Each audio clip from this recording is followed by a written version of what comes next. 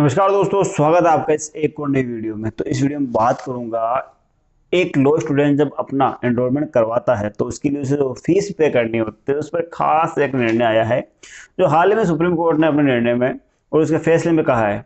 Gaurav Kumar versus Union of India, ये वो case है जहां पर एक लॉ स्टूडेंट के एनरोलमेंट की फीस के बारे में बात की गई है। ठीक है, हाल में जो 10 याचिकाएं कोर्ट में सुप्रीम कोर्ट में आई है, उन 10 याचिकाओं पर सुनवाई हुई और 10 याचिकाओं की सुनवाई में कहीं न कहीं सुप्रीम कोर्ट ने यह माना कि जो एनरोलमेंट के समय जो लॉ स्टूडेंट से जो फीस ली जाती है वो कहीं ना कहीं एक मनमाने रूप में ली जा रही है। ठीक है, मतलब कि आपको पता है हर एक स्टेट की अलग अलग फीस, जो आपका S B state bar council होता है एसबीसी, वो एक अलग अलग रूप से फीस लेता है।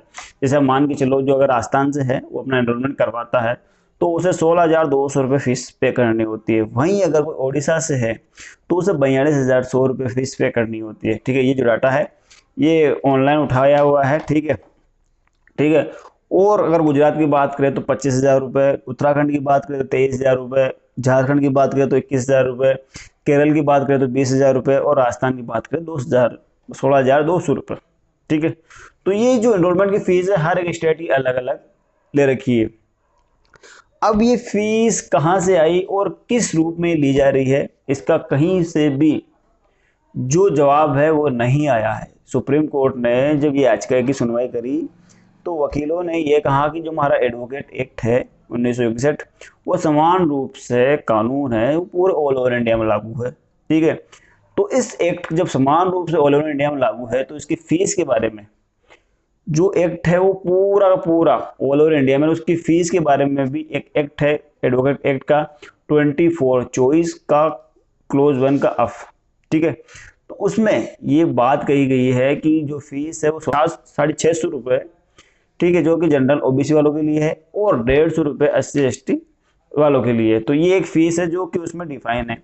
State SBC state bar council ले रहा है अलग अलग फीस, जो मनमानी रूप से ले रहा है, तो वो कहीं ना कहीं एक मनमानी रूप से ले जा रहा है और इससे उन लॉ स्टूडेंट का जो आर्थिक रूप से सक्षम नहीं है उनका आर्थिक रूप से शोषण भी हो रहा है। ठीक है, कई लॉ स्टूडेंट ऐसे हैं जो कि पारिवारिक रूप से सक्षम होते हैं और कहीं पारिवारिक रूप से सक्षम नहीं होते। तो एडवोकेट बनने के लिए उन्हें हर खुद की स्टेट में बार जो भी उनकी स्टेट होती है उनमें एनरोलमेंट करवाना होता है, तभी जाकर वह एडवोकेट में उनका नामांकन होता है, एनरोल होते हैं और वह अपनी प्रैक्टिस कर सकते हैं।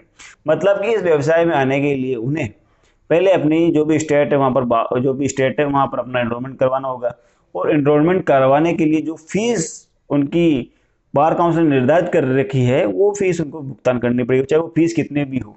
ठीक है, हर स्टेट की एक अलग अलग फीस है, तो वो फीस वहाँ की जो निर्धारित है वो पे करनी पड़ेगी। जो फीस है जो मनमानी रूप से वसूल की जा रही है, इसको लेकर याचिका में सुनवाई करते हुए सुप्रीम कोर्ट ने साफ साफ कहा है कि भैया जो आप फीस ले रहे हो वो मनमानी है। ठीक है, तो अब जो आप फीस लोगे वो एडवोकेट एक्ट 1961 में जो डिफाइन है उसी के अनुरूप लोगे। ठीक है, क्योंकि ये जो एक कानून है सदन द्वारा पारित है, सदन ने ना जो कानून बनाया है उसमें जो नामांकन शुल्क है वो उन्होंने खुद तय किया है। तो ठीक है, तो आप अपनी तरफ से ये तय नहीं कर सकते कि फीस कितनी होनी चाहिए। जो एडवोकेट एक्ट में डिफाइन है वही फीस आप इससे ले सकते हो। अब जो नए लॉ स्टूडेंट हैं उनके लिए तो एक खुशखबरी है कि भाई अब उनको अगर नया एनरोलमेंट वो करवाएंगे तो उनको इतना अधिक पैसा एनरोलमेंट के समय नहीं देना है।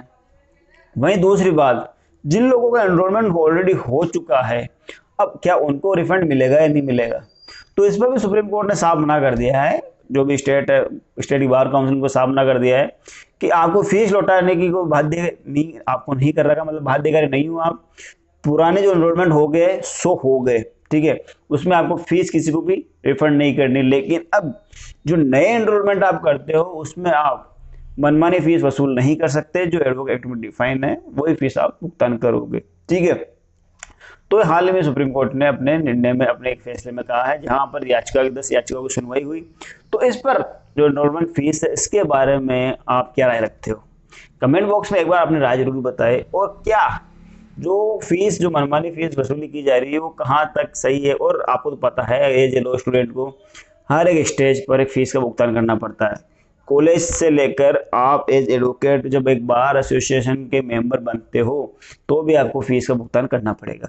अगले नेक्स्ट वीडियो में आपको बताऊंगा कि एक जो एडवोकेट है, जो लॉ स्टूडेंट है, वो कॉलेज से लेकर एडवोकेट की जर्नी तक वो कहाँ कहाँ कितना पे करता है। ठीक है, एक नॉर्मल अपन कॉलेज में अगर कोई विद्यार्थी पढ़ता है तो वहाँ से उसकी जो स्टार्टिंग जो फीस होती है, वहाँ से लेकर एडवोकेट बनने तक जो फीस उसकी लगती है वो अपने एक अलग सेपरेट वीडियो में उस पर बात करूंगा। लेकिन फिलहाल मैं इस वीडियो में जो एनरोलमेंट से लेकर जो एक महत्वपूर्ण निर्णय आया है, महत्वपूर्ण फैसला आया है, वो इस विषय पर बात कर लेता हूँ। ठीक है, तो इस फैसले में साहब अब आगामी जो भी एनरोलमेंट होने वाले हैं उनमें कहीं ना कहीं इन नए स्टूडेंट को, नए विद्यार्थियों को जो एडवोकेट बनना चाह रहे हैं उनको फीस में राहत दी जा सकेगी। ठीक है, तो फिलहाल इस सिस्टम में कहीं पर भी अपडेट नहीं है, लेकिन आगामी दिनों में ऐसा हो सकता है कि इनकी फीस कम करके उनको इसका लाभ मिल जाए। ठीक है, अगर आप इसका जजमेंट पढ़ना चाहते, इसका फैसला देखना चाहते हो तो Gaurav Kumar versus Union of India, ठीक है, ये आप सर्च कर सकते हो गूगल पर, इसके बारे में देख सकते हो।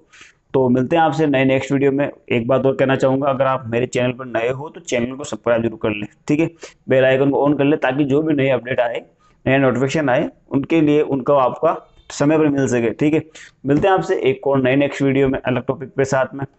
ठीक है, तो धन्यवाद।